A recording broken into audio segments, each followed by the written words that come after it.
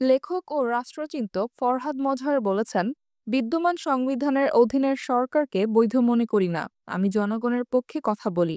এই সরকারের পক্ষে সবসময় থাকার প্রশ্নই আসে না। সকল প্রকার ফ্যাসিবাদের বিরুদ্ধে লড়াই চলবে। বান্ডেল থাকলে প্রতি সেনমানিতে টাকা বাঁচবে।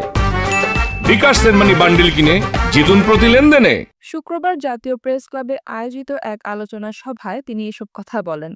শিক্ষার্থীদের জুলাই ঘোষণাপত্রের দাবিকে দেশের নতুন গঠনতন্ত্র উল্লেখ করে ফরহাদ মজহার বলেন, সংবিধান মানে আইন।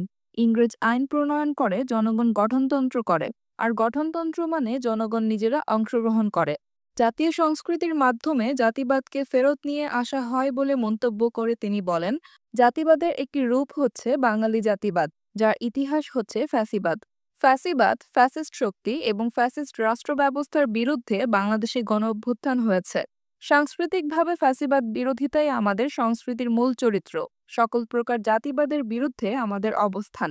এটা বাঙালি জাতিবাদের পাশাপাশি সব প্রকার ধর্মীয় জাতিবাদের বিরুদ্ধেও অবস্থান বলেও উল্লেখ করে তিনি বলেন, ইসলামে জাতিবাদের স্থান নেই।